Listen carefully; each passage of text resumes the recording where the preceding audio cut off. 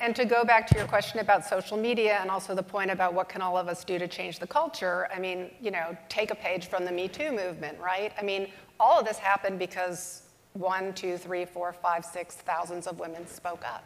They just said something. I mean, that's how our film started. I mean, no one was talking in Invisible War. When I would call these women and men in the military, they said, "Why are you calling me? You know, no one's ever asked me my story, and no one would believe me if I told you." And I said, "I believe you, and we're going to tell your story." So, and look where we are now. So it's this power of amplification. The other sidebar I'll say is this New York Times article, which you probably know about Obama's cabinet administration. Did you all read that? And how the women noticed that they'd say something and, you know, the room would be quiet and then move on, and then suddenly some guy would repeat what they said and they go, "Oh, that was an amazing idea." So the girls all got together and said, next time when Sally speaks up, one of us has to say, "That's amazing what Sally said," and repeat it. And they found that it was amplification. And so, you know, that's all also a very simple thing all of us can do. You know, someone says this in your company, you talk to them, you believe them, and you amplify their voice, and you stand by them.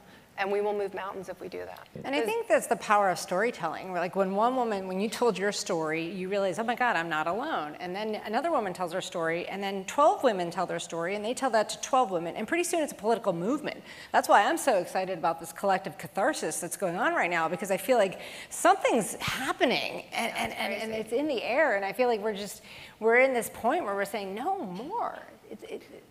It is exciting, but we have to take that and turn it into defeating Roy Moore.